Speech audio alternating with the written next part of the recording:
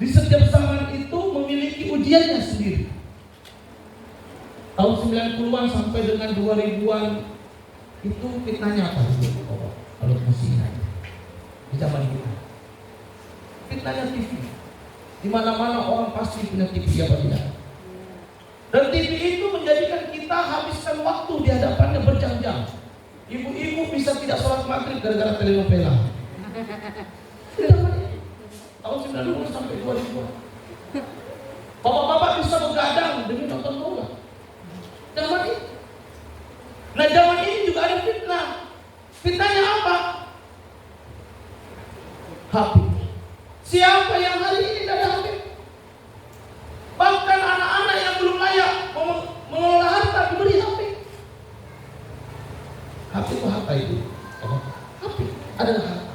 Harta itu kapan diberikan? Kalau kita lihat Quran, ini hari ini saya suruh bawa Quran supaya nanti diberikan ke orang tua. Ya, supaya kita baca Quran kita. Ya, supaya kita terbiasa mengambil semuanya dari Quran. Apapun dari Quran. Karena Quran itu pedoman yang tidak lekang dengan waktu. Ya. Quran mengatakan apa? Anak yatim kalau meninggal orang tuanya, kapan hartanya boleh diberi? Kapan? Setelah balik. Kalau dia belum balik, siapa yang pegang hartanya? Wali. Wali yang mengelolanya, bukan memakainya. Sebagian kita ada juga yang kacau, mengaku wali lalu ambil semuanya. Ya, anak yatim kehilangan harta gara-gara wali. Jangan. Dosa besar memakan harta anak yatim. Haram. Ya. Nah, makanya Bapak Ibu di belakang Allah Subhanahu wa taala, saya mengangkat tema ini karena saya melihat berdasarkan pengalaman.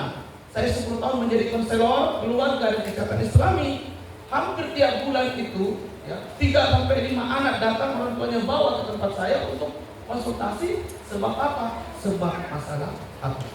Tidak mau lagi sekolah, tidak mau lagi mondok, tidak mau lagi sholat, tidak mau lagi ngaji, susah tidur malamnya. Semua berawal dari itu. Maka saya alhamdulillah atas karunia Allah, anak saya itu tidak ada yang saya berikan HP kecuali setelah 17 tahun. Maka yang hari ini baru punya HP itu baru Zikran, anak pertama saya, karena usianya sudah 18 tahun.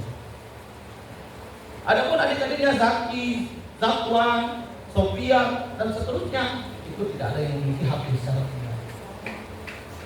Kenapa? Karena memang harta belum bisa diberikan kepada anak-anak. Jangankan anak-anak, Bapak Ibu kita yang orang tua saja, kadang-kadang dengan HP ini mohon maaf dulu ya, pengalaman. Ada kelompok guru, ya, kerja guru, kelompok guru, kerja di di Asitami yang sana. Kemudian bikin grup WA. Setelah itu chatting pertama di grup. Lama-lama lompat keluar grup. Bukan keluar grup orangnya, chattingnya. Jadi seorang guru dengan bapak guru. Yang satu menceritakan tentang yang bapak guru ini menceritakan kejelekan istrinya dan kekurangannya ke teman guru perempuannya. Yang guru perempuannya pun menceritakan kondisi suaminya yang menurutnya buruk. Akhirnya singkat cerita Bapak Ibu, ibu guru dan bapak guru ini berzina. Yang dianggap pasangannya jelek, suaminya jelek, istrinya jelek, ternyata dia lebih jelek mereka berdua. Ya kan? Hati-hati menjelek-jelekkan orang. Terkadang kejelekan itu kembali ke kita. Ini nyata. Kok tahu Ustaz ya? Karena orang itu konsultasi ke saya. Pada akhirnya minta solusi. Dan seburuk-buruk orang yang berzina yang punya pasangan. Nah ini HP itu sangat berat. Makanya kita coba angkat tema ini sebagai seri, mudah-mudahan nanti ada manfaat. Nah, baik Bapak Ibu yang Allah Subhanahu wa taala, kita akan masuk pada materi kita untuk bagaimana agar anak-anak soleh. Ya, tentunya kita harus tahu dulu kedudukan anak dalam Al-Quran. Nah, silakan mungkin yang berani aja deh, yang nggak berani nggak usah. Yang berani pegang Quran jangan Quran. Yang berani, ayo. Karena saya suruh baca Quran. Ayo, siapa yang mau ambil? Ibu. Ya, saya doakan yang mau ambil Qurannya mau masuk surga. Ayo. Bapak-bapak juga yang mau ambil Quran, saya doakan anaknya di sini lancar jaya belajarnya, lulusan terbaik, ya jadi anak teladan. Ya. Silakan. Ya. Kita lihat bagaimana kedudukan anak dalam Al-Quran. Di dalam Al-Quran Bapak Ibu, anak itu memiliki paling tidak 4 kedudukan. Yang pertama, ada yang disebut dengan anak sebagai qurratu a'yun, penyejuk mata. Ini ada dalam Al-Quran surat Al-Furqan, ya.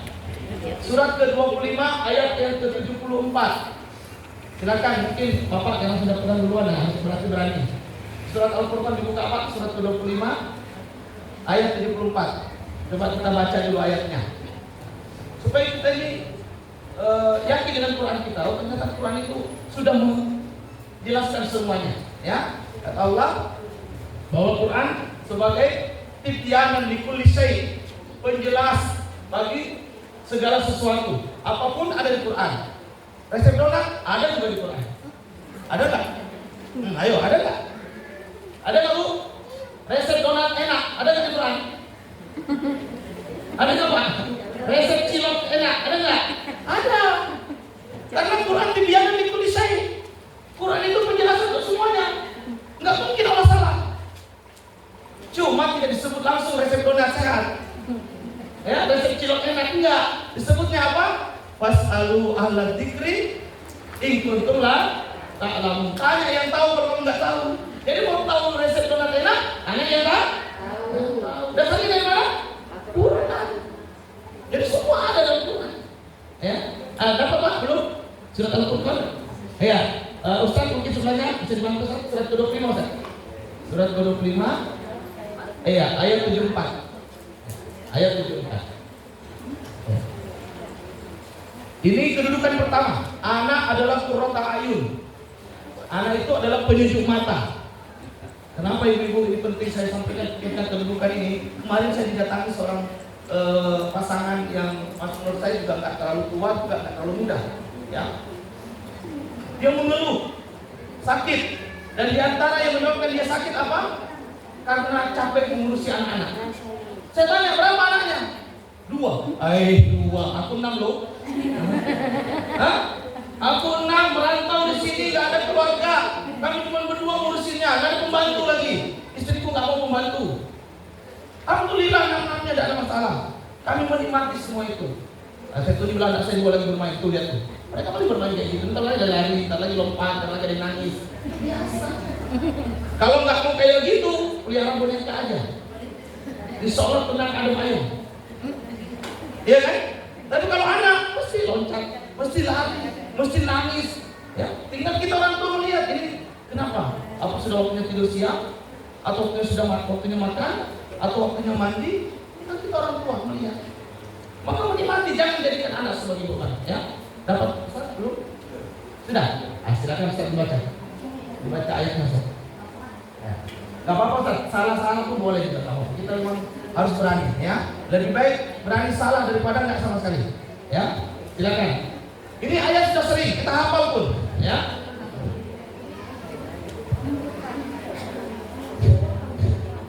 Silakan Pak.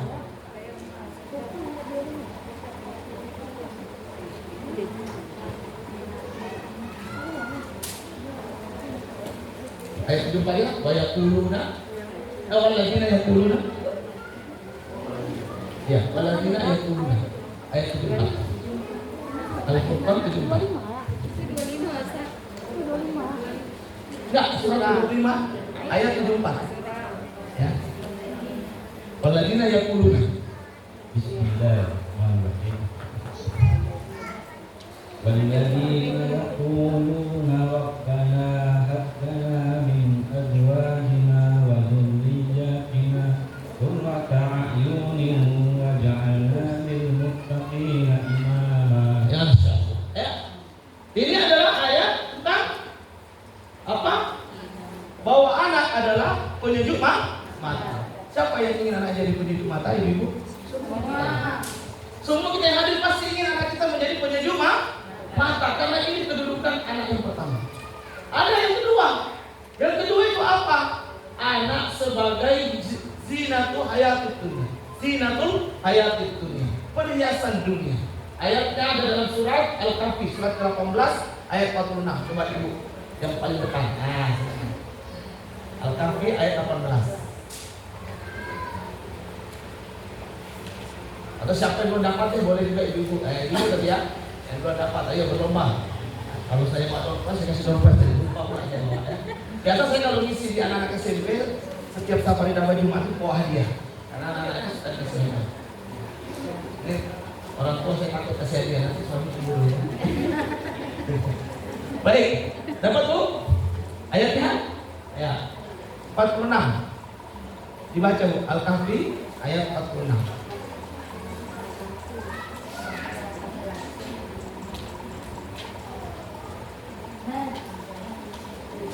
Dapat? Belum?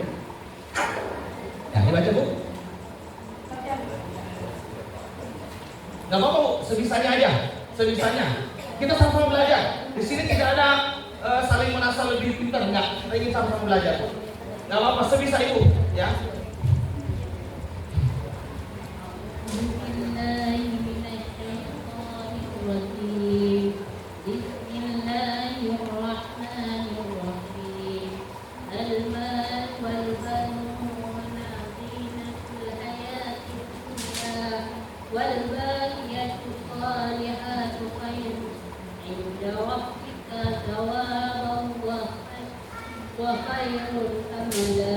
Masya Allah, barakallahu fiik ya, luar biasa. Al-malu wal banuna zinatul hayatid dunya. Harta dan anak-anak itu adalah perhiasan dunia. Ini kedudukan kedua, lebih rendah dari yang pertama. Yang ketiga ada namanya anak sebagai fitnah ujian. Dalam surah Al-Anfal surat ke-8 ayat 28. Silakan siapa yang berani untuk membacanya. Ustazah mungkin juga boleh. Siapa ya? Surah Al-Anfal surat ke-8 ayat 28. Ada yang mau membaca? Barisan kedua dari ibu. Nah, ya silakan. Atau mungkin ibu mau dapat? Ibu. Dapat? Oke. Kasih beliau. Silakan. Anak sebagai fitnah atau ujian.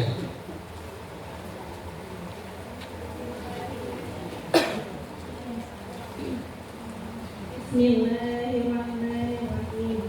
Wa'lamu annama amwalukum wa auladukum fitnah. Wa inna Allaha 'indahu ajrun 'azim. Ya, masyaallah, barakallahu fiik. Wa'lamu annama amwalukum wa auladukum fitnah. Ketahuilah olehmu semua bahwasanya harta-hartamu, anak-anakmu itu ada yang bisa menjadi fitnah, ujian. Maka ada orang tua kadang-kadang kasih anak terlihat bandel di awal, baik di akhir. Ada baik di awal, bandel di akhir. Ada yang bandel dari awal sampai akhir. Ada yang baik dari awal sampai, itulah ujian. Yang penting kita sudah mau mendidik, hasil itu serahkan sama Allah. Makanya Nabi Nuh, Nabi yang berdakwah 950 tahun lailan wa nahara, yang masuk Islam itu menurut ahli tafsir tidak lebih dari 80 sampai 113 orang saja, bahkan anak istrinya sendiri malah kufur. Apakah kemudian Nabi Nuh dicap nabi yang gagal? Tidak, karena beliau tetap melaksanakan tugas mendidik meski hasil terserah Allah. Maka orang pun jangan tidak menyerah. Ya, dan nanti ada solusi untuk anak-anak ujian ini. Ya, ada solusinya. Yang terakhir, anak sebagai aduwwun, ini parah lagi. Anak sebagai musuh. Surat At-Taubun surat 64 ayat 14. Silakan ibu-ibu bagian belakang. Banyak ibu Ustaz, ya kan bapak cuma sedikit hari ini ya. Saya kasih ibu aja ya. Ibu-ibu yang paling belakang tengah. Ya. Silakan yang merasa tengah paling belakang ya. Surat At-Taubun ayat 14. Dibaca. Silakan linknya dikasihkan ke belakang. Silakan. Surat ya, At-Taghabun ayat surat ke-64 ayat 14. Surat ke-64 ayat 14.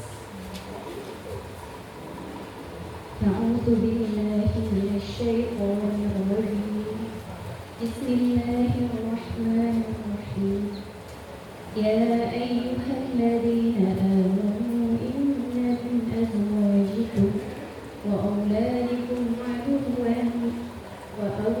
لكم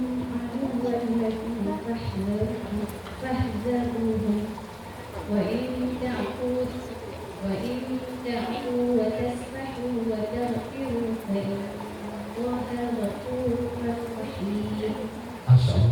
غفور رحيم. Barakallah. Ya ayyuhalladzina amanu, wahai orang-orang yang beriman, inna min azwajikum wa auladikum aduwwan lakum. Sesungguhnya di antara istri-istrimu, anak-anakmu ada yang menjadimu musuh. Jadi bapak-bapak yang wajar saja kalau kita dengan istri, memang ada yang begitu. Yang Quran yang bilang ya, ada yang memang istri jadi musuh. Ya, seperti Nabi Nuh tadi, istrinya sendiri jadi musuhnya. Seperti Nabi Nuh, istrinya sendiri jadi musuhnya. Tapi ada juga yang suami jadi musuh, Pak. Seperti Asia, suaminya Fir'aun, laknatullah alaih. Ya, tapi di sini soalnya ada yang ya. Nah, insyaallah semuanya baik-baik ya. Nah, inilah 4 kedudukan anak dalam Al-Quran. Coba sebelum hari ini, bapak-bapak, ibu-ibu sudah tahu 4 kedudukan ini sebelumnya? Baru tahu kan? Itulah pentingnya baca Quran. Itulah pentingnya baca Quran. Kalau ada masalah, nggak usah jauh-jauh kemana cari-cari. Cari konselor, cari psikolog, cari psikiater, nggak usah, cari Quran aja. Insya Allah ada solusi. Baca Qurannya, kaji, lihat tafsirnya. Ya, kalau sudah baca bingung, tanya ustaz, tanya guru. Hari ini bisa nelpon, bisa WA. Jadi jangan malas. Quran punya solusi. Ini 4 kedudukan tentang anak. Kenapa perlu kita tahu? Supaya kita nggak kaget dalam diri. Oh, ternyata anak-anak itu ada yang bertayun. Enak kali. Pokoknya disuruh sholat, suruh ngaji, suruh belajar, suruh makan. Nggak ada bantah. Itu namanya Quran ta'am. Tapi ada tipe kedua, zinatul hayatud dunya. Dia cuma sebagai perhiasan. Ya, kadang disuruh sekolah mau, tapi dia suruh ngaji agak males. Karena dia cuma maunya yang sifatnya dunia saja. Belajar, prestasi, akademik, dapat ini, dapat prestasi. Ya. Tapi untuk urusan agama dia dapat. Tapi pelan-pelan. Nanti ada cara bagaimana merubah anak-anak zinatul hayatud dunya ini menjadi qurrata a'yun. Kemudian anak sebagai fitnah ujian. Ini lebih berat. Sudah mulai menyusahkan. Disuruh sholat, nggak mau, bukan sedang nggak mau, bantah lagi. Ada anak bohong, sholat nggak, iya mah. Ternyata begitu kita pergi ke dapur balik, dia cuma dua sejadah. Habis itu dia tidur balik, tanya udah sholat, sudah. Tuh sajadahnya, sajadahnya yang sholat, dia nggak. Ada yang betul begitu, ini ujian, ini fitnah. Ada yang disuruh ngaji ke TPA, dia ke TPA memang. Tapi setelah TPA cuma 5 menit, belok entah kemana. Ya. Tidak sekolah lagi. Pulangnya jam pulang. Sudah ngaji nak? Sudah. Ya. Sudah ke TPA? Sudah memang ke TPA. Tapi tidak ikut ngaji. Ya. Kemudian ada anak sebagai aduh, musuh. Nah ini yang lebih berbahaya. Dia menghalangi dari kebaikan. Apapun kebaikan yang kita suruh, justru dia menjadi penentangnya. Justru dia menjadi orang yang paling keras melawan. Maka ini tentu ujian terberat kalau ada anak-anak yang demikian. Kita berlindung kepada Allah dari tipe anak yang terakhir ini, karena ini tentu paling berat dari semua. Nah, oleh karena itu, Bapak Ibu dan Allah Subhanahu wa taala, bagaimana cara agar kita bisa mendapatkan anak-anak soleh di tengah gempuran tontonan menjadi tuntunan menjadi tontonan. Ya apa tidak? Sekarang ceramah itu cuma jadi tontonan. Coba kalau ditanya, tadi bagaimana ceramahnya? Oh, bagus sekali. Apanya yang bagus? Lucu. Cuma lucu aja. Nggak ada yang lain, nggak ada, lucunya aja. Jadi gimana? Kalau depan undang saya itu lagi undang karena dia lucu. Jadi kita cari tuntunan melalui tontonan. Nah sekarang jadi panutan apa? Apa yang sekedar itu tonton yang bisa membuat stres hilang. Lawak-lawak dan sebagainya, stand up komedi yang kadang-kadang stand up komedi itu isinya adalah bohong. Nah, ada anak soleh yang pertama Bapak Ibu harus dibantu dengan doa. Siapapun yang ingin anaknya soleh, jangan pernah mengandalkan kemampuan mendidik Islam. Yang terpenting adalah doa. Maka penting bagi kita, khususnya orang tua, setiap pagi ketika anak ingin berangkat sekolah, berikan dia doa. Berikan dia keridaan terbaik dari kita. Jangan dia berangkat ke sekolah dalam kondisi kena omel, kena marah. Nanti otaknya mengkerut. Waktu di sekolah nggak bisa fokus. Capek gurunya ulang-ulang pelajaran nggak paham-paham. Kenapa? Sudah mengkerut duluan. Di rumah udah kena omel. Dasar anak saya katanya. Kalau anaknya saya yang bikin lain siapa? Makanya ibu jangan ya. Kita doa. Ini dalam Al-Quran ya, As-Saffat surat ke-37 ayat 100. Doa ini diucapkan oleh siapa? Nabi Ibrahim. Ya, Rabbi habli minas sholihin. Nabi Ibrahim kan dikenal seorang nabi yang lambat mendapat keturunan. Sampai-sampai untuk dapat keturunan beliau diperintahkan Allah untuk nambah kebun. Ibu bahaya nih kan? Nah ya, itu kan salah satu yang menjadi cara, tapi tidak harus begitu. Nah, ketika beliau berdoa sampai putih rambut, lalu Allah kasih. Nah ini juga menjadi penting Bapak Ibu semuanya yang belum dikaruniai anak. Saya rasa nggak ada yang semua dikaruniai anak. Ada yang belum? Kalau belum ada suami tak mungkin dikaruniai anak. Ya kan? Cari dulu bapaknya. Kalau belum ada istri tak mungkin juga, ya kan? Cari dulu ladangnya. Nah, lihat ayat ini, Rabbi habli minas sholihin. Kalimatnya habl. Namanya anak, dia bukan rezeki. Kan banyak orang ditanya, sudah punya anak, belum Ustaz, belum rezeki. Salah, bukan belum rezeki. Memang belum diberi. Kenapa? Karena kalau rezeki itu pasti dikasih. Ya, rezeki tidak pernah salah alamat. Rezeki tidak pernah tertunda. Rezeki tidak pernah salah orang. Makanya boleh ibu tinggal di Blangkrum, orang tua dia sana. Kalau sudah namanya rezeki, panenan tetap sampai ke Blangkrum. Dia apa tidak? Tak perlu disuruh. Karena rezeki dia akan cari kita. Ya. Tidak semua rezeki yang dijemput. Makanya debat Imam Malik sama Imam Syafi'i kan suatu hari antara guru dan murid, ketika Imam Syafi'i masih belajar sama Imam Malik mengatakan pada Imam Syafi'i, Syafi'i, ya menurut saya kan rezeki itu kalau sudah jatah kita nggak perlu dicari, pasti datang sendiri. Kata Imam Syafi'i, itulah guru, namanya rezeki harus dicari. Kalau nggak dicari gimana mau datang?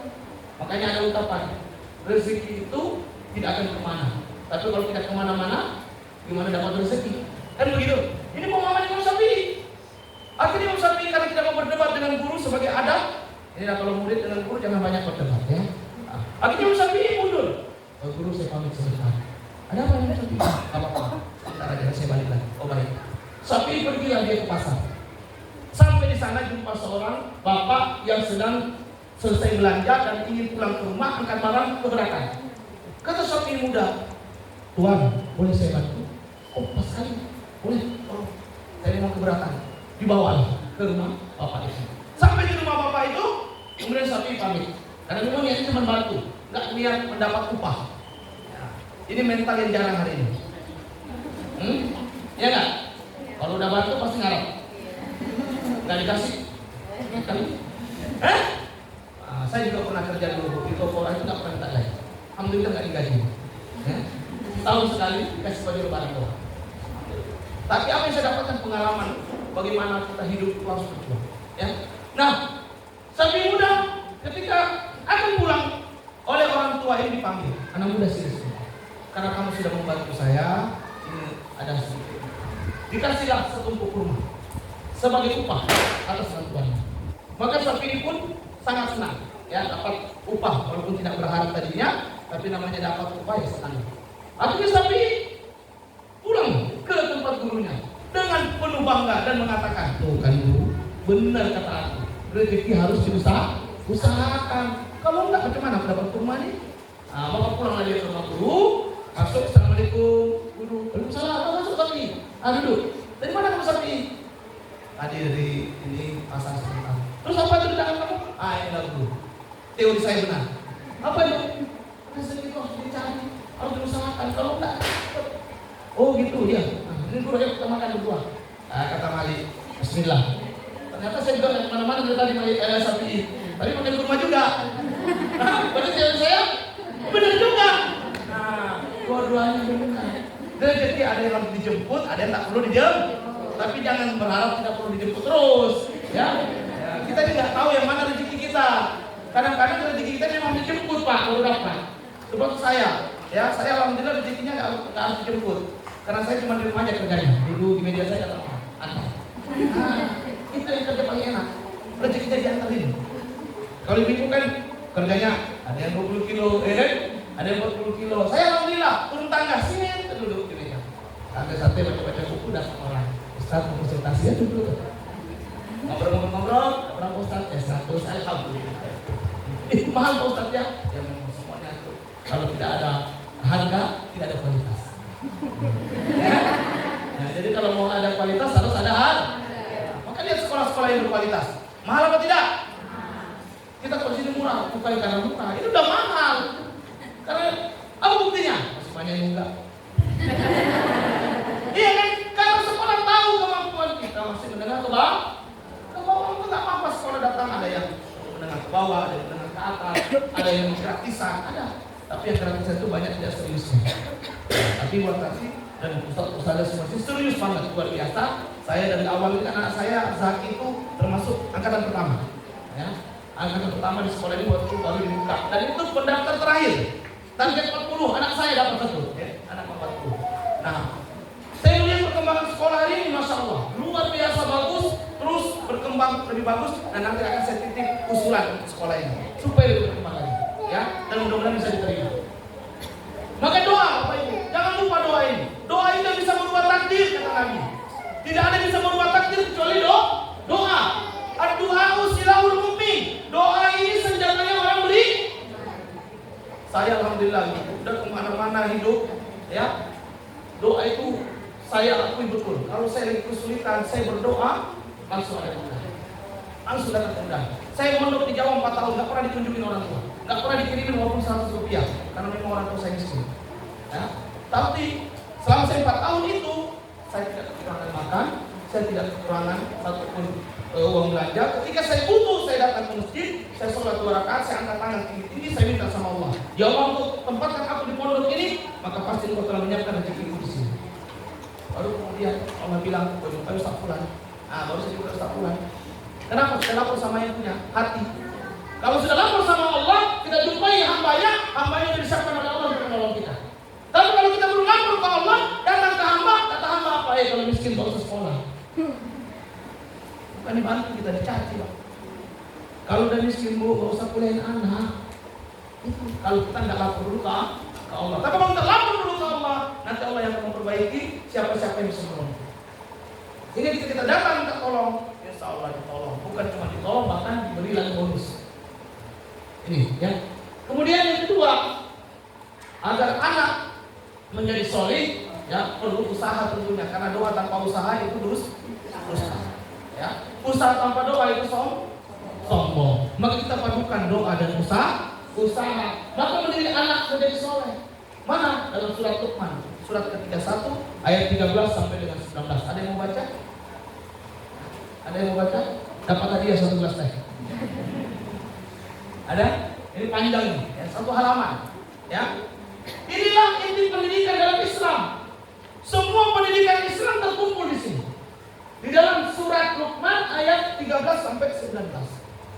Apa kesimpulannya Bapak Ibu? Kita usah baca ayatnya terlalu panjang, kita lihat kesimpulan saja. Isi dari ayat ini adalah secara khusus gambaran anak soleh itu, 1, anak yang taat kepada Allah dengan tidak menyekutukannya. Alhamdulillah, sekolah SDIT Hafidhul Ilmi mengajarkan itu. Mengajarkan anak-anak bertauhid kepada Allah. Makanya begitu sampai apa yang diajarkan Pak? Langsung sholat. Sholat itu bentuk tauhid yang paling kuat. Ya, hanya beribadah kepada Allah. Nah ini. Yang kedua, berbuat baik kepada orang tuanya. Itu adalah ciri anak soleh. Setelah kepada Allah, maka yang paling pantas untuk dia perbaiki perilakunya adalah kepada orang tua. Maka berbakti dengan orang tua itu ayatnya diiringkan dengan bertauhid kepada Allah, menunjukkan bahwa hak orang tua itu sangat besar.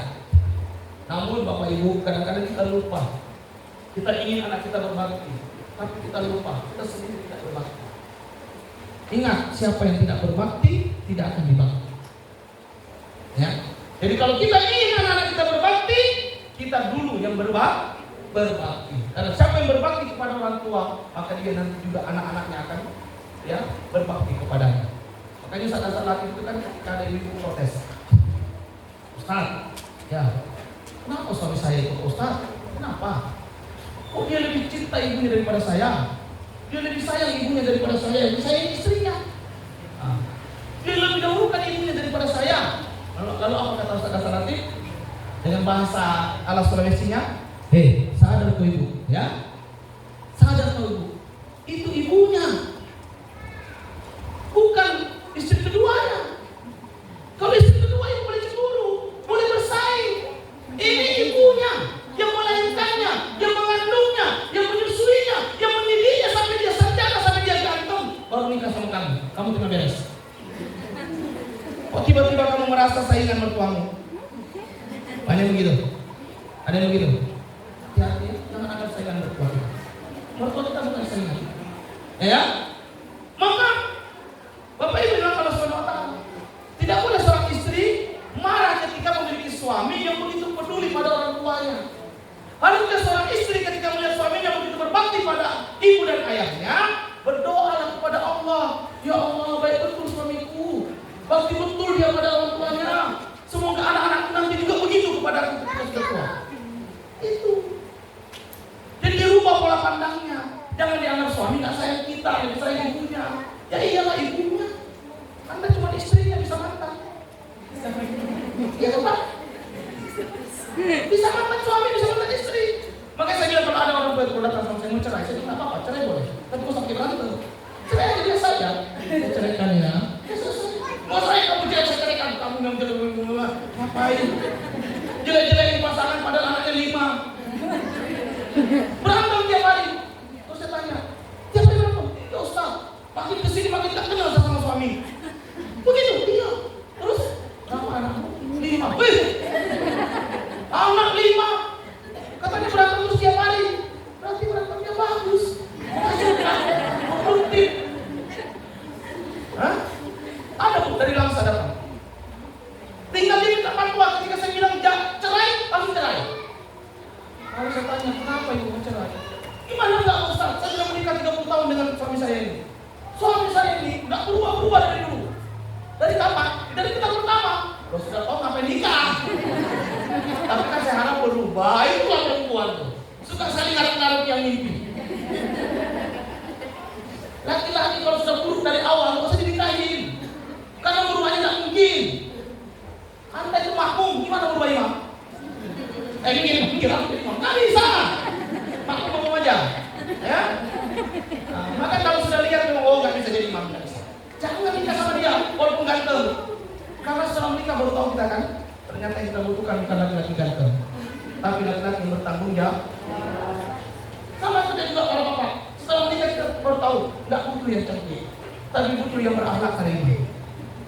Karena kalau punya ahlak, jelek pun jadi cantik. Cantik tak berakhlak, iblis. Kita laki-laki paling nggak suka dibantah, bu. Itu aja. Jangan bantah kami. Kalau mau kami baik jangan bantah. Kami lagi ngoceh, diam dulu. Ada api, jangan disiram api lagi. Kebakaran. Kasih air. Pak, ini masuk sini aja. Sini aja dulu. Nanti setelah padam apinya baru ngomong. Kenapa tadi kebakaran? Nah, maka perlu kita mendidik. Yang ketiga apa? Bersyukur kepada Allah. Ciri anak soleh, dia pandai bersyukur. Dia pandai mensyukuri orang tuanya. Bukan dia justru katakan, aku menyesal melahirkan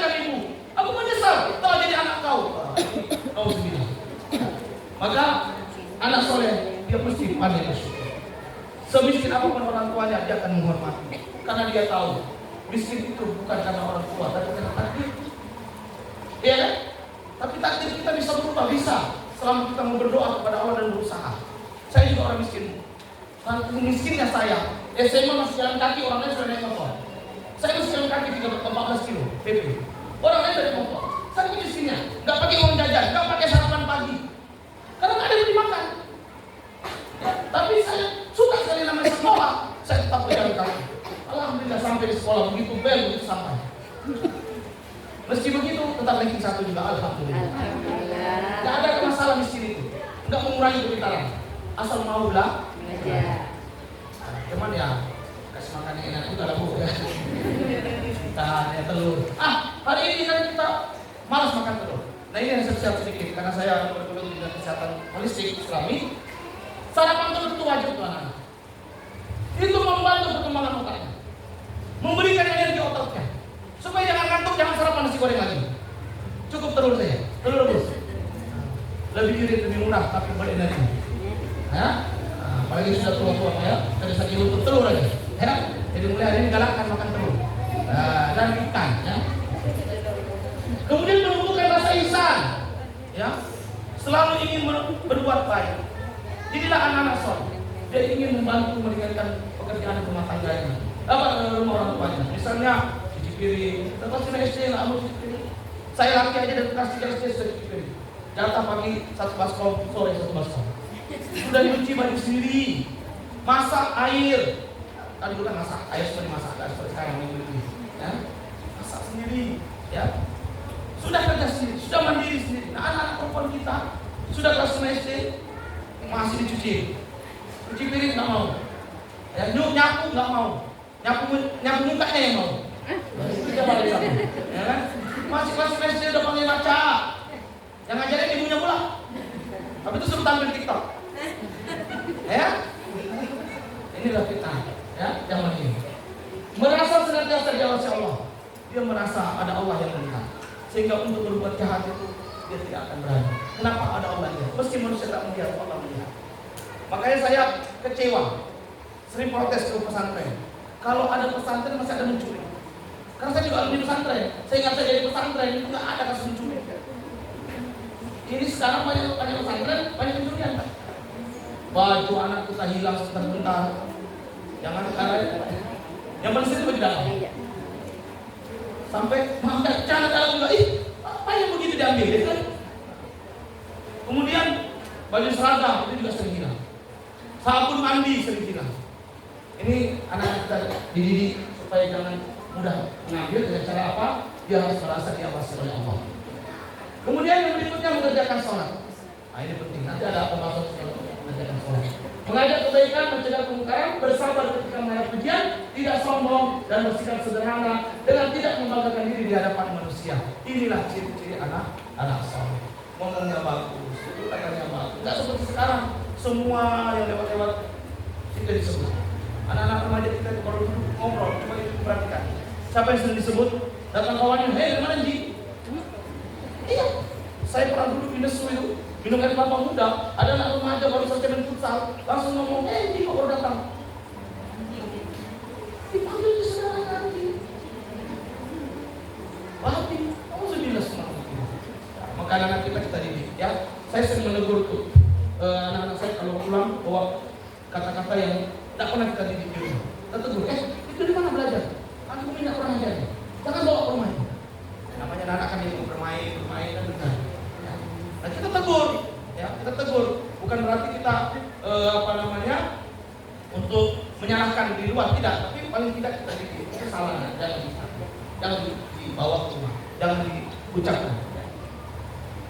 Bapak Ibu Subhanahu wa Ta'ala. Lalu sebagai fondasi utama untuk mencetak generasi soleh itu adalah apa? Sholat. Sholat ini dulu. Praktikkan dulu sholat. Makanya Nabi menyuruh kita untuk itu. Ya, hadisnya Nabi mengatakan muru auladakum bis-shalah wa hum abna'u sab'in. Ya. Perintahkan anak-anak untuk sholat ketika mereka umur 7 tahun. Wadribuhum. Dan tegaslah kepada mereka, ya,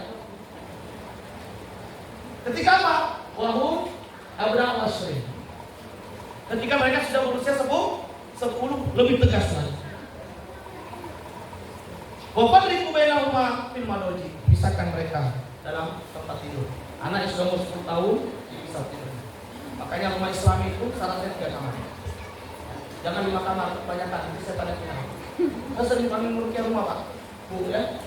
Soal, kami kayaknya nggak nyaman. Ada suaranya itu. Mana suaranya? Di lantai 2. Ada yang tinggal di lantai 2 nggak ada. Iyalah, salah sendiri. Ngapain buat ruangan kosong? Jin yang tinggal. Ya karena jin itu suka ruangan kosong. Maka rumah itu 3 saja kamarnya. 1 kamar keluarga utama, ibu dan ayah. 2 kamar anak-anak laki-laki. Kalau anak laki-laki 3 bagaimana Pak Ustaz? 3-3 dalam 1 kamar. Supaya saling mengawasi.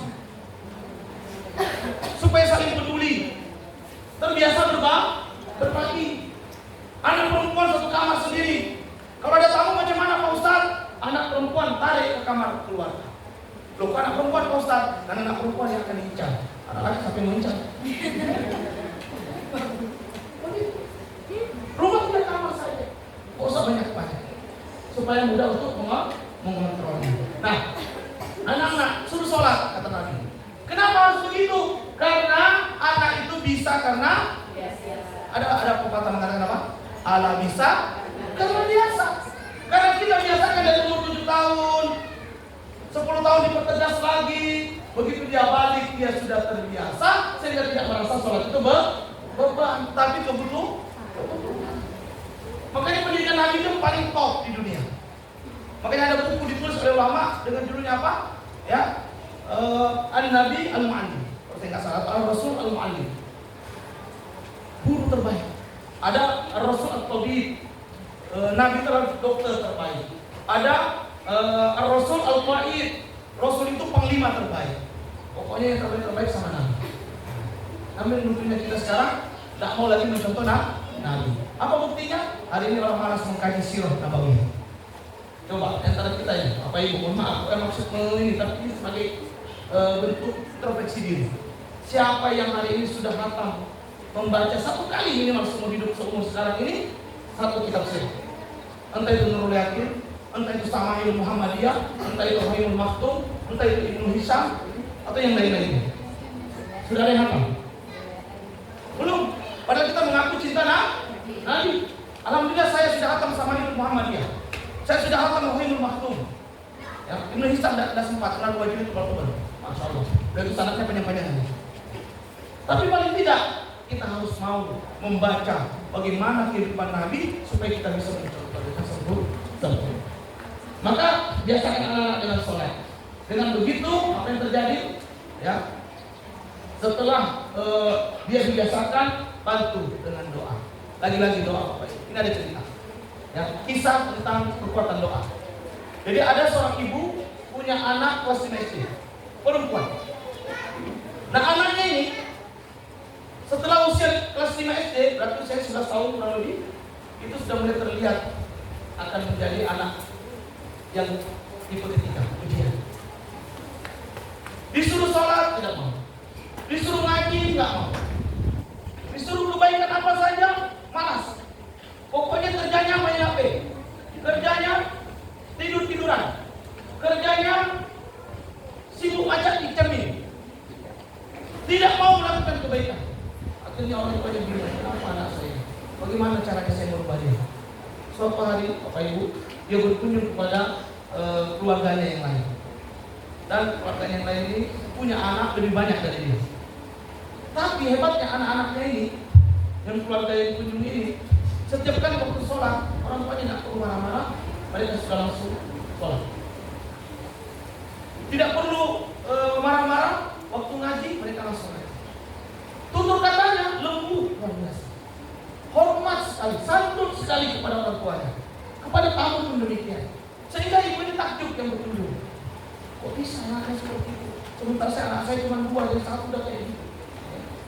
Akhirnya dia bertanya, wahai kakak, boleh kasih tahu apa rahasianya? Kenapa anak-anak kakak begitu alim, solih, ya, begitu cepat mengerjakan kebaikan? Saya punya anak, subhanallah, semua dengan anak Anda, tapi saya hampir minta ampun dengan kondisi. Maka kata si ibunya apa? Saya tidak melakukan apa-apa. Cuma 1 yang paling saya jaga. saya terus berdoa kepada Allah.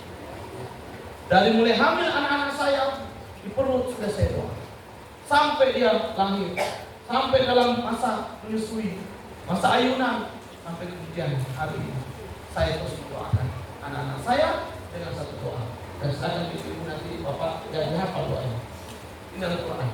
Ya, surat Ibrahim surat 14 ayat yang ke-4. Apa doanya? Rabbi ja'alni muqimas sholati wa min dzurriyyati Rabbana wa taqabbal du'a. Ibu itu membaca doa ini dari mulai hamil sampai lahiran, sampai anaknya sudah besar, terus didoakan di waktu sujud, di waktu mustajab sepertiga malam, di waktu hujan, di waktu-waktu yang memang doa terkabul. Apa artinya? Rabbi ja'alni, Tuhanku jadikan aku muqimas sholati, orang yang senantiasa mendirikan sholat. Wa min dzurriyyati, dan juga anak cucuku, anak keturunanku, jadikan juga orang-orang yang mendirikan sholat. Rabbana wa taqabbal du'a. Ya Allah, ya Tuhan kami, kabulkanlah doa. Ini tolong, kalau mau anak-anak soleh, doa ini jangan pernah luput dari orang tua. Maka setiap orang tua yang benar-benar peduli dengan kesolehan anak, itu mestinya tidak pelit dengan doa-doa kebaikan. Kita kadang-kadang lebih banyak ngomelnya daripada doanya, ya kan ibu? Ya bang, ya, mulai hari ini berubah ini. Jangan banyak ngomel, banyak doa. Jadi omelannya diganti dengan doa. Kan sudah masuk kisah. Kenapa saya sudah, ya, saya sudah kenal abang sepupu saya di Mekah itu. Lihat jenggotnya dia mirip. Abang sepupu saya dari Adam. Ya? Nah, beliau itu kan jadi imam, masuk kisahnya. Beliau menceritakan sendiri kenapa jadi imam Masjid Arab.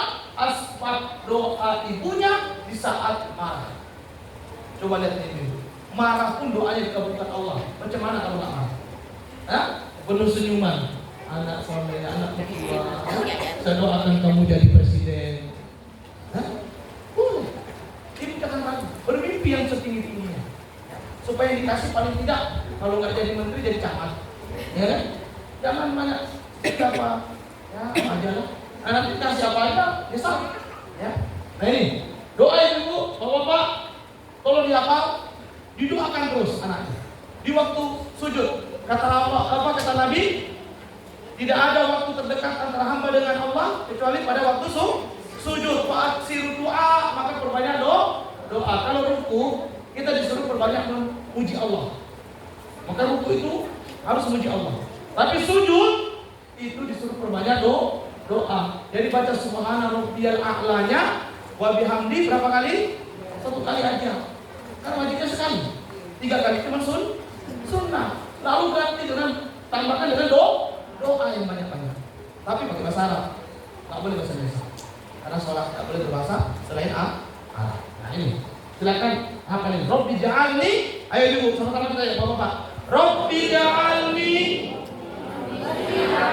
muqimas sholati wa min dzurriyyati Rabbana wa taqabbal du'a. Rabbi ja'alni muqimas sholati wa min dzurriyyati Rabbana wa taqabbal du'a. Rabbi ja'alni muqimas sholati wa min dzurriyyati Rabbana wa taqabbal du'a. Dapat? Salah ya? Semuanya mulai hari ini, sholat zuhur nanti, ini sudah menjadi isi salah satu doa kita di dalam surga. Insya Allah dengan doa ini, anak-anak kita akan menjadi soleh. Insya Allah. Saya sendiri juga tidak banyak mengandalkan pendidikan, karena kita tahu pendidikan diri sekarang ini susah. Ya, saya setiap Jumat pagi safari dakwah ke sekolah bersama Dinas Islam Kota Banda Aceh, karena kami dari kota itu rutin ke sekolah-sekolah. Itu SMP SMA ibu kalau tahu ada guru SMA di sini SMP. Itu pergaulan anak kita sudah luar biasa. Kemarin tema kita angkat tentang judo. Saya tanya anak-anak, siapa yang punya HP? Semua angkat tangan, punya HP semua. Pada masa anak SMP.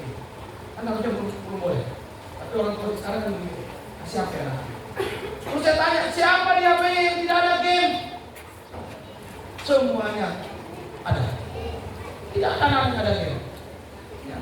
Anak perempuan juga begitu. Saya tanya, siapa yang di HP-nya? Tidak ada Korea. Hanya hitungan waktu tangan saya jarinya ini yang nggak ada. Yang lain ada Korea. Ya. Artinya apa? Anak-anak kita sekarang kalau sudah main game, ibu, bapak mudah untuk jatuh pada judi. Karena dalam game itu ada judi. Yang paling sekarang memicu itu namanya aplikasi trading, kripto. Ya, itu yang paling banyak. Saya baru menangani satu kasus, ada bapak muda. Nah, bapak muda itu dia baru punya anak satu, jadi dia bapak muda. Itu korban trading 500 juta dia terutang. Habis itu. Pertama main yang mendapat 9 juta. Oh, senang dia. Main lagi, kalah. Main lagi, kalah 1 juta 500. Main lagi, menang lagi 2 juta. Itu kan cara aja memancing. Akhirnya 500 juta dia habis. Menangis orang tuanya datang ke saya. Minta tolong Ustaz, coba anak saya dinasihati. Anak saya di Rukia mungkin ada setannya. Saya bilang bukan setan. Tidak semua setan yang menyebabkan. Betul, setan itu tidak pernah libur kepada kita Bapak Ibu. Tapi tidak selamanya setan. Buktinya apa? Ramadan. Apa kata Nabi? Idza jaa Ramadan. Kalau Ramadan telah datang, futihat abwaabul jannah, pintu surga dibuka. Wa ghulliqat abwaabul jahannam, dan pintu jahannam ditutup. Wa sufidatis sayatin, diikat setan-setan. Loh, tuh masih banyak orang jahat. Ramadan itu setannya diikat, tapi masih ada yang pacaran sampai berzina. Ada yang nggak puasa terang-terangan, ya kan? Ada yang nggak sholat cuma puasa doang, ya? Kenapa masih begitu? Karena ingat, di dalam diri kita nggak cuma setan, tapi ada apa? Nafsu. Nafsu itulah yang menjebak kita. Tapi setan selalu tertuduh, ya memang dia dituduh, dia memang musuh juga, ya kan? Tapi kan ada setannya udah pergi, setannya udah diikat, kok masih? Berarti nafsunya yang nggak pernah dijaga. Maka itu akal dikasih oleh Allah. Di antara fungsi akal ini apa? Menundukkan nafsu. Itulah yang membedakan kita dengan binatang. Binatang itu tak punya akal, cuma punya nafsu.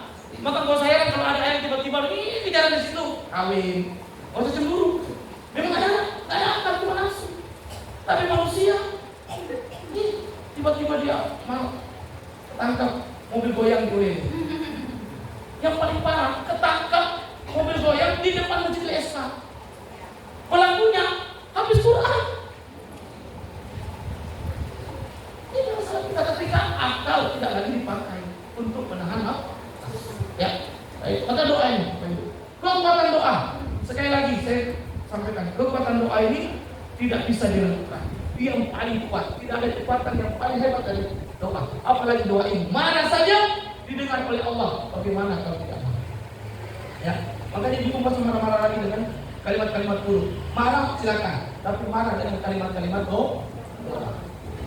Anak berdua, kamu mau sekolah susah, saya doakan kamu. Rajin sekolah susah. Marah, tapi kalimatnya apa? Ya.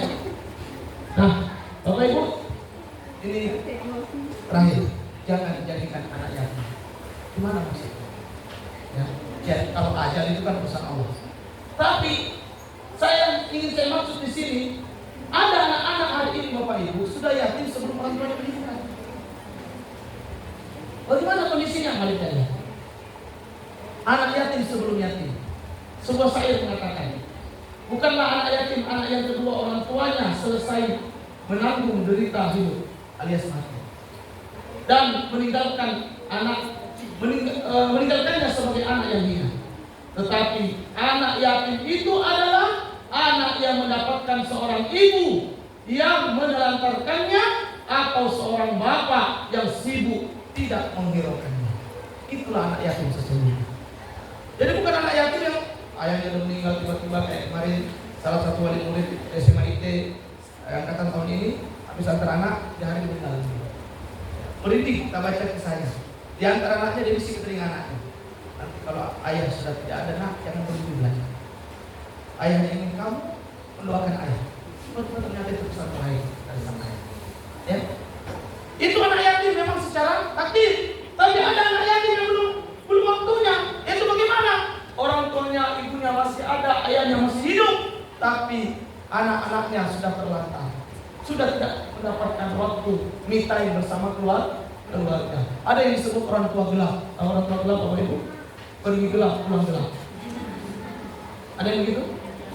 Ya, berdoalah pada Allah supaya diberi rezeki yang mudah. Tidak perlu pergi jauh, tapi rezeki itu ada. Maka pekerjaan paling indah itu apa? Bekerja dari rumah dan dapat duit. Itu paling indah. Tapi kalau memang harus kerja keluar tidak ada masalah. Tapi maksud saya jangan biarkan anak kemudian apa? Terlantar dan tidak terhiraukan. Ya, ibunya menelantarkannya sibuk main HP, update status, ya, scroll sana, scroll sini, ya. Lalu anaknya main air panas, lupa baru teriak, kenapa? Ibunya. Nah, kemudian ayahnya begitu juga pergi kerja pagi sampai sore, pulang sibuk juga main HP, tak ada waktu dengan anak-anak. Beri waktu, saya sampaikan pada tahun lalu. Untuk anak-anak yang orang tuanya sibuk berkarir, tidak masalah. Tapi berikan waktu anak-anak 30 menit untuk bersama-sama. Maka paling tidak Bapak Ibu, cara untuk membangun kebersamaan hari ini, waktu makan wajib bareng. Waktu makan wajib bareng. Jangan makan sendiri-sendiri. Tentukan jam makan. Kita makan kan cuma 3 kali. Ya, kali itu Nabi 2 kali. Dan puasa mengajarkan itu. Makan 2 kali lebih sehat dari 5 kali. Iya kan? Coba, siapa yang waktu Ramadan lututnya masih nyeri? Gulanya masih naik? Nggak ada, semua normal. Begitu habis Ramadan, langsung kalau sakit lagi lutut. Karena banyak makan. Dulu orang mati karena apa? Kurang makan, kelaparan di Afrika tahun 70 sampai 90. Itu karena kurang makan, busuk lapar. Ya kan? Itu. Sekarang orang banyak mati rumah sakit penuh itu gara-gara apa? Banyak makan. Makanya dia belum udah makan. Ya, tapi tidak apa. Yang penting jangan berlebihan. Makan silakan, minum silakan, tapi jangan berlebihan. Nah, Bapak Ibu jangan jadikan anak kita yakin semua waktunya. Ya, hiraukan. Beri 30 menit ngobrolin yang hal sederhana saja. Jangan ngobrolin kepada anak tentang gas habis, ya, beras habis. Tak usah itu. Ya, Ustazah Halimah itu pernah nasihatin ibu. Kalau ngomong sama suami, jangan serius-serius banget.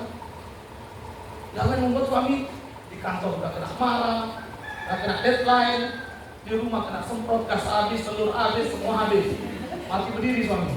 Makanya umur bapak pendek daripada itu. Kena sakit terus ya, semes terus. Nah, maka saudara itu bilang apa? Ngomongnya santai-santai aja. Ya, relax aja. Sehingga ketika suaminya, Habib siapa itu, saya lupa nama suaminya itu, ditanya, Habib, istrimu kan ustazah, ya? Dia kan suka ceramah, betul? Berarti kamu sering diceramain dong? Oh tidak, justru istri saya nggak pernah ceramah di rumah. Di rumah nggak pernah ceramah. Di rumah itu paling ngomong, kalau ngomong buat saya semakin cinta. Masya Allah. Itu yang bagus. Makanya saya bilang istri itu jangan suka bantahin suami. Itu aja. Pokoknya yang lain boleh, minta duit boleh, minta ini boleh, jangan bantah supaya hatinya lancar. Ya. Kemudian ibu madrasah. Nah ini penting, ibu. Ibu ini madrasah. Tapi bapak juga jangan merasa lepas tanggung jawab. Karena madrasah itu butuh kepala. Kepalanya siapa? Bapak. Nah, bapak-bapak yang harus membuat kurikulumnya. Bapak-bapak yang harus membuat isi madrasah itu apa? Apa yang diajarkan? Maka ibu harus dipersiapkan. Ada syair mengatakan apa? Ibu adalah sekolah. Jika engkau telah mempersiapkannya, berarti engkau telah mempersiapkan suatu bangsa yang mempunyai akar-akar yang baik. Jadi bangsa ini bisa baik kalau ibu-ibunya baik. Makanya ibu harus ngaji, harus pengajian, jangan cuma parenting setahun sekali. Ya, ikut pengajian di masjid maksud saya. Ya, karena parenting itu tidak mengerti. Karena sebenarnya dalam pengajian itu sudah ada parentingnya. Ikutlah pengajian. Di mana masjid yang recommended Pak Ustaz? Kalau saya selalu rekomendasikan satu masjid yang menurut saya paling mudah diakses itu Oman. Oman Pak Ustaz, karena setiap malam pengajiannya. Masjid lain tidak setiap malam. Kadang-kadang. Udah itu aksesnya susah. Nah, ini masjid Oman paling nyaman. Untuk perempuan juga nyaman, tempat kamar mandinya ya apa tidak? Ya, bersih ya apa tidak? Ya, air berlimpah ya apa tidak? Bayar apa gratis? Gratis. Ustaz-ustaznya bukan rata-rata doktor, profesor. Satu-satunya yang bukan dokter isi di sana Ustaz Fauzi. Wah, ini dokter semua. Itu pun Ustaz Fauzi ganti serep aja. Kalau pas dokter-dokter nggak bisa baru saya ya hasil. Ya. Nah, Bapak Ibu, karena ibu-ibu ini adalah madrasah, perlu ilmu, perlu bekal, ya. Bagaimana mendidik? Saya mau sarankan begini. Ibu-ibu sering-sering dengar Dokter Aisyah Dahlan. Mungkin ada yang nggak suka, ya nggak apa-apa. Nggak suka nggak apa-apa, tergantung ilmunya aja. Nggak suka orangnya nggak apa-apa, tapi ilmunya itu bagus. Ya silakan dengar. Saya juga laki-laki yang suka dengar. Kenapa? Ilmunya bagus. Ilmu bagus. Atau ada lagi ibu satu lagi itu yang agak tua sedikit lagi. Ya, Eli Risman, ya, itu juga bagus. Kalau yang laki-laki ada namanya Ustaz Fauzil Azim. Nah, Fauzi juga, ya. Itu juga bagus, ya. Atau ada lagi Ustaz yang lain. Siapa? Boleh, itu juga bagus. Ustaz Ilman juga bagus, ya. Pokoknya silakan dengar Ustaz yang di sosial media, di YouTube, di mana saja. Tapi kalau ada yang bingung, tanya pada Ustaz yang lain supaya bisa dijelaskan. Kemudian mendidik dengan baik, ini penting. Alhamdulillah Bapak Ibu, kita sudah dibantu oleh sekolah ini. Anak-anak kita dididik dengan baik di sini. Coba siapa yang merasa orang tua sekarang merasa anaknya di sini tidak dididik dengan baik, angkat tangan. Ayo jujur. Kalau ada yang bilang nggak baik, angkat tangan. Apa yang terjadi di tempatnya nggak baik, ya kan? Dengan ibu mendidik anak di sini, berarti ibu meyakini sekolah ini ada kekurangan. Ya pasti dong. Makanya perlu kita pikirkan bersama kekurangan itu. Apa kekurangan yang paling banyak? Fasilitas. Kelas panas. Ya enggak? Panas kan Bu? Panas. Ini aja panas. Ya? Maka nanti akan saya usulkan bagaimana cara fasilitas bisa lengkap tanpa harus membebani. Saya usulkan caranya. Mudah-mudahan bisa diterima. Kemudian kesimpulannya apa? Madrasah tidak sekedar transfer ilmu. Lebih dari itu, dia harus bisa menjadi transfer teladan, karakter, ruh, dan manhaj ke dalam anak-anak ini. Madrasah ini pula mencetak kader-kader ulama dan pemimpin yang berilmu dan beradab masa depan. Maka para guru, para ustazah, pesan saya juga, jangan cuma mengandalkan kepandaian mentransfer ilmu. Karena kalau cuma itu, Google sudah lebih maju, ChatGPT lebih hebat, ya betul tidak? AI sudah lebih jauh. Jadi dibutuhkan dari ustaz dan ustazah sekarang bukan sekedar ilmu, tapi perlu teladan, perlu yang namanya karakter, ruh, dan manhaj, supaya anak-anak kita bangga ketika kita tanya, siapa anak yang kamu jadikan contoh? Ustazah ini, ustazah itu, ustazah ini. Anaknya sering bagus. Berarti ustazah-ustazah sudah berhasil mentransfer tidak sekedar knowledge, ya, ilmu intelektual, tapi juga karakter dan ada yang sangat luar biasa.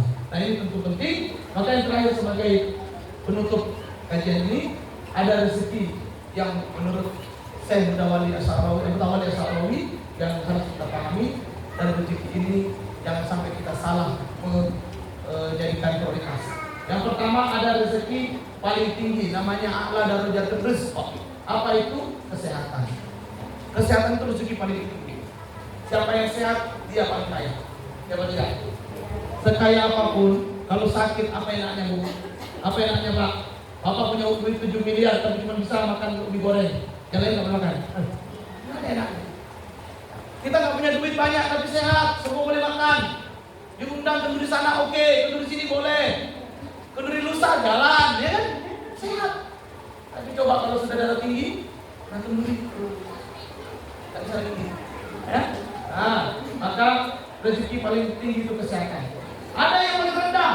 Rezeki paling rendah itu apa? Ada derajat rizq al-mal, harta. Maka jangan jadikan harta ini prioritas. Ternyata dia cuma rezeki paling rendah tingkatannya. Karena kalau sudah hilang kesehatan, harta bisa habis. Sebanyak apapun harta, orang rela mengeluarkannya ketika dia sudah divonis jantung koroner. Ya apa tidak? Harus operasi 500 juta. Bayar apa enggak?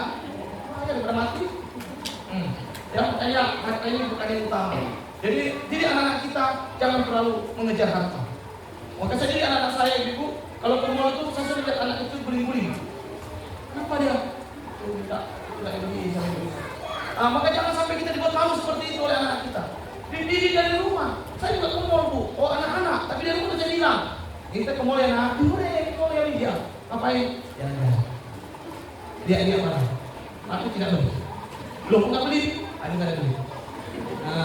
Walaupun nggak ada duit kan boleh lihat barang. Di mall itu paling enak, boleh lihat, boleh lihat. Bahkan boleh coba. Nggak usah bayar. Jadi kalau cuma sekedar untuk menghilangkan rasa, kita ke mall aja. Pak, coba lihat kipas anginnya kayak apa? Oh enak juga ya. Berapa? 1 jutaan. Nggak apa-apa, mall tidak mahal. Ya, anak saya lagi duit. Ketika dia ngomong ini bagus sekali, bagus. Coba lihat berapa harganya. Tengok, 300 ribu. Mana kok murah? Mahal juga. Kita jujur aja sama anak kita. Anak kita akan mengerti. Jangan dipaksakan, harus dibeliin. Tapi ujungnya utang. Waktu utangnya enak, bayarnya susah. Lebih galak yang berutang daripada yang utangin. Ada yang begitu? Ada, taubat ya? Jangan galak-galak. Waktu minta, saya begitu ditagih, lah cuma gitu aja. Kemudian yang berikutnya apa? Rezeki paling utama. Abdul Al-Mu'adis. Apa itu? Anak soleh. Ternyata seutama-utama rezeki apa? Anak soleh. Maka ibu-ibu jangan anggap anak-anak beban. Jangan anggap anak-anak itu sesuatu yang menyusahkan. Anak-anak itu Abdul Rizq. Seutama-utama rezeki. Saya pun sudah menyadari. Ketika anak-anak saya yang tua sudah besar, sekarang usianya sudah 17-18 ini, saya baru melihat, oh iya, anak-anak itu hanya ada sama kita ketika dia masih umur 5 tahun ke bawah, umur 7 tahun ke bawah, mau sama kita. Makanya Salman masih mau ikut sama saya. Ntar lagi SMP mana mau lagi dia? Saya kemana pun lekat itu Salman itu, kemana aja mengawal dia ya. Ya CCTV uminya. Dan memang umur segitu yang akan mau bu. Nanti kalau sudah umur 17, kita ajak nggak mau lagi. Dia sudah punya teman sendiri, sudah punya kegiatan sendiri. Maka anak-anak umur segini yang sekarang digendong itu bu, jangan semua nempel-nempel. Tolong diberikan positif. Transfer energi positif ke anak-anak. Gimana caranya?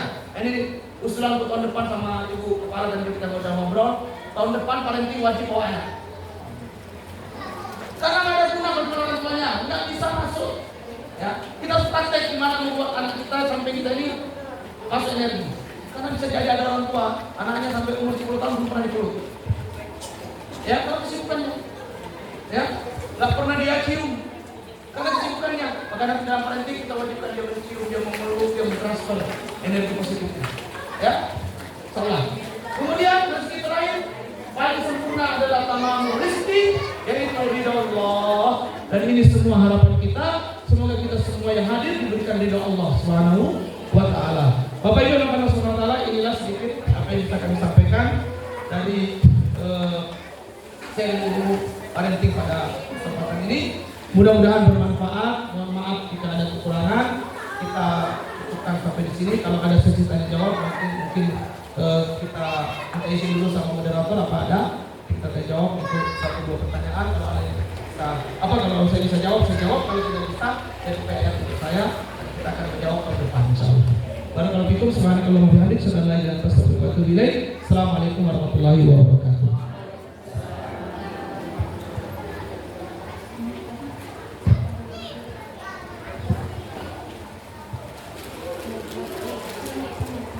Masya Allah.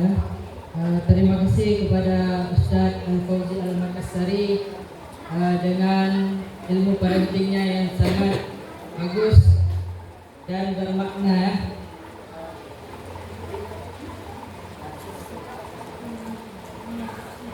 Sekarang sebelum kita masuk ke acara Temurah Mawali, kita buka sesi pertanyaan dulu. Kita buka 2 pertanyaan ya. Dimulai dari sekarang. Oke, kita open 2 question ya, 2 pertanyaan. Ini kesempatan emas ya bagi bunda-bunda, ayah-ayah yang ingin langsung syurhat, ya, yang ingin langsung. Ini kalau ketemu Pak Ustadz langsung berbayar. Nah, karena saya sudah sering ya ketemu Pak Ustadz, tapi bukan ruqyah, tapi saya bekam sama Umi. Jadi setiap saya bekam ada banyak orang ruqyah. Ya, setiap hari itu antrian orang ruqyah, orang konsultasi. Jadi kalau ke sana itu berbayar, hari ini gratis.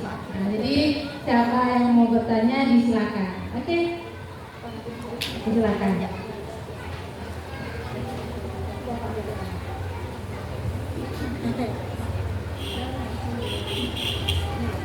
Assalamualaikum warahmatullahi wabarakatuh.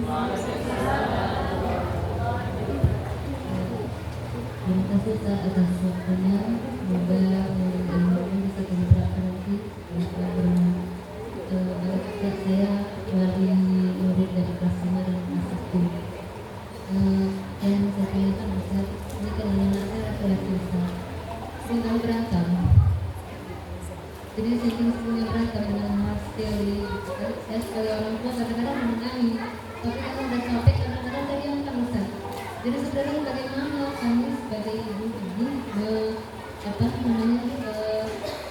menanggapi anak-anak yang sering berantem ini? Terima kasih. Assalamualaikum warahmatullahi wabarakatuh. Baik, Bismillahirrahmanirrahim. Jadi menyikapi anak-anak yang suka berantem itu bagaimana? Saya rasa itu semua masalah yang dihadapi orang tua, betul atau tidak? Ibu berapa anak? 5, sebanyak saya lebih. Ya. Saya juga begitu. Salman itu kalau di rumah itu sama adiknya luar biasa. Karena sebaya yang paling kecil itu, waduh, luar biasa. Nah, kami sama istri itu cuma apa? Ya sudah, biarkan saja dulu sampai dia kemudian tenang. Yang dia kan ada namanya Bu, mengolah emosi sendiri. Ketika dia nangis itu jangan langsung diambil. Biarkan aja dulu.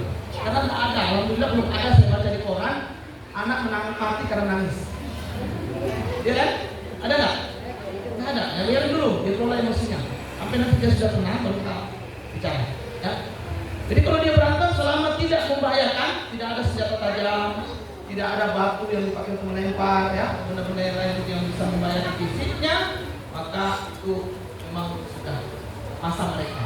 Karena nanti ketika sudah besar pun mungkin nggak akan lagi jumpa. Ya. Maka kita tetap tenang, membiarkan bukan berarti tidak peduli. Tapi kalau sudah kelihatan, oh ini sudah lewat batas, maka kita hadir sebagai penengah. Kita jadi hakim untuk mereka. Siapa dan bagaimana kita atur, siapa yang perlu dinasihati, siapa yang perlu diberi hukuman atau yang perlu diberi pujian kalau dia melakukan kebaikan. Nah, anak-anak ini butuh seperti itu. Jangan dibedakan antara abang dengan adiknya. Abangnya selalu salah.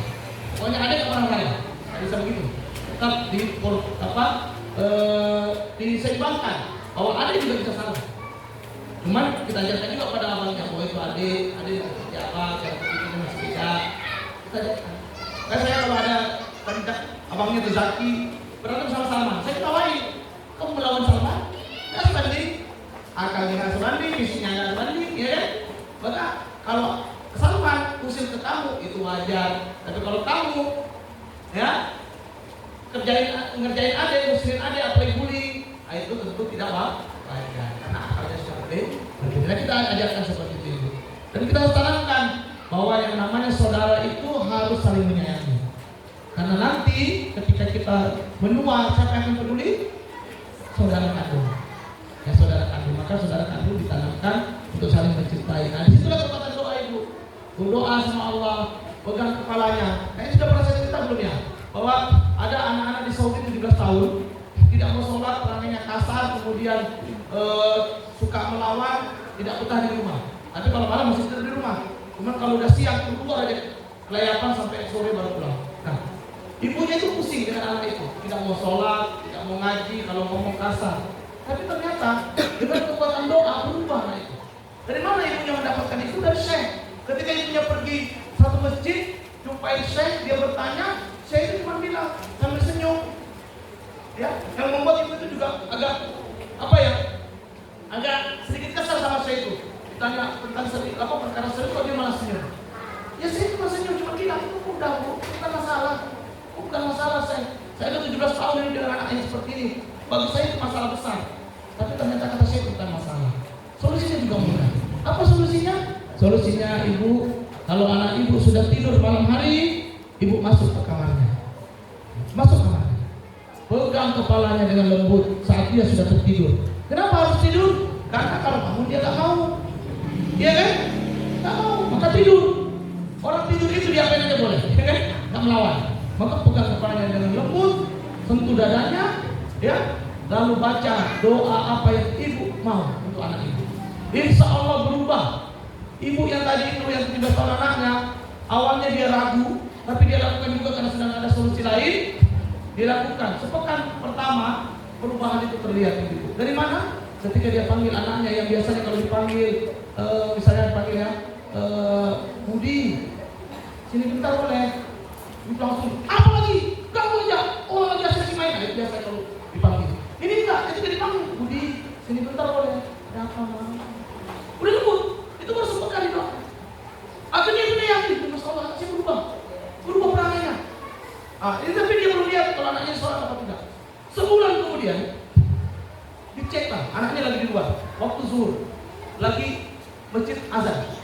Ditelepon anaknya oleh ibunya. Begitu ditelepon, anaknya ngangkat. Ibunya bilang assalamualaikum. Anaknya langsung jawab, waalaikumsalam mama. Mama kenapa telepon? Panik ibunya. Aduh, saya salah ya. Kenapa nak? Mama mengganggu ya? Bukan ma, ini sudah azan. Lagi di masjid mau sholat. 17 tahun tuh gak pernah sholat. Berubah hari ini ada di masjid mau sholat. Kenapa? Doa. Kayak ibu ini doanya ibu. Doanya. Tolong semarah apapun doanya harus bagus. Harus bagus. Belajar. Gak ada kata terlambat. Udah tua saya kok. Mana ada lagi. Aku bakal mau usia 38. Nabi juga dia Nabi 40. Jadi kata terlambat. Ya. Nah itu. Mungkin dari saya tuh ya. Jadi anak-anak itu anggap aja hiburan itu. Daripada ibu nonton drakor, mending itu nyata. Ya. Drakor cuma mainan ya kan. Nah, ini nyata. Kalau ibu sabar nonton karena drakor, kenapa nggak sabar dengan anak-anak? Ya kan? Sinetron lebih parah lagi kan? Kamu greget. Dia nonton greget itu telah dipermainkan oleh sinetron. Baik, ada lagi silakan.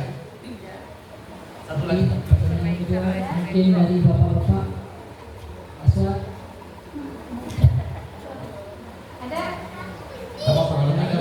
Keduanya.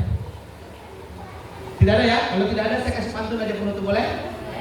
Oh itu mau? Oh ya silakan. Guru juga orang tua.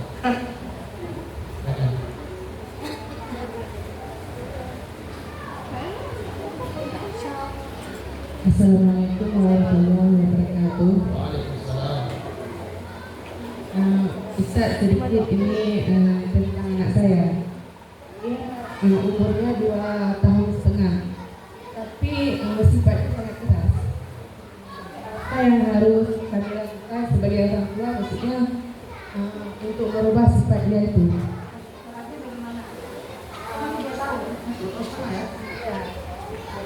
Misalnya kayak gini, tapi kan sekarang udah ajarin dia tuh nggak pakai pampers. Habis itu dia sama neneknya karena kita pagi saya sekolah di sini. Habis itu dibilang sama neneknya, anak kan udah besar, jangan pakai lagi pampers, dibilang neneknya. Dia mau turutin, pas malamnya kan mau tidur. Itu saya bilang, anak pakai pampers ya. Dibilang nenek, nggak usah pakai pampers mah, anak udah besar, bilang dia kayak gitu kan. Ya anak udah besar, tapi kalau mau tidur pakai pampers, karena nanti waktu anak mau pipis kan anak nggak bisa bilang karena anak tidur. Terus tuh dibilang sama dia, nggak mau, dibilang sama nenek nggak boleh. Neneknya bilang, ini kalau nggak pakai pampers, nanti kalau anak keluar ini nenek cubit ya, dibilang nenek. Itu jawab dia, Ustaz, ini kalau nggak keluar ini nenek anak cubit ya.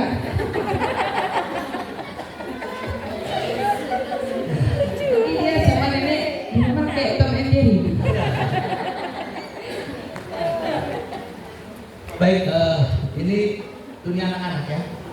Saya rasa itu cuma ada terpotong didiknya sebenarnya. Nah, jadi kalimat jangan pakai pampers itu tidak ada pengecualian sebelumnya, sehingga ketika ibu menyampaikan dia sudah ada ajaran yang pertama. Anak-anak begitu, apa yang diajarkan itu yang dia terima. Ketika ada ajaran baru masuk yang bertentangan dengan ajaran pertama, dia akan protek, ya. Makanya di sini penting untuk menyamakan persepsi antara nenek dan ibunya gitu. Dan memang harusnya memang ibunya yang lebih dominan, tapi ya karena kondisi tadi ya nggak apa-apa. Nanti disesuaikan aja cara merasakannya. Dan jangan sepotong-sepotong. Tidak pakai pampers itu kapan?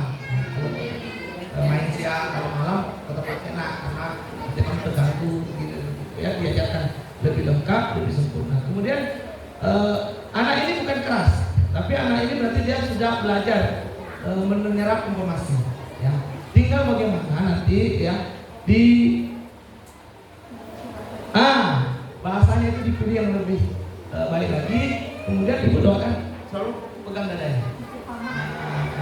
Ya, dia mempertahankan pendapat. Nah, ini memang masih baru pertama-tama mengenal pendidikan ya. Nah, pegang dadanya, lalu baca Allahumma tahhir qalbahu. Kalau laki-laki ya, kalau perempuan Allahumma tahhir qalbaha. Apa artinya? Ya Allah bersihkan, sucikan hatinya. Ini dulu doa yang dibaca Nabi kepada pemuda yang datang kepada Nabi dengan entengnya mengatakan, Nabi aku mau berzina. Ya kan?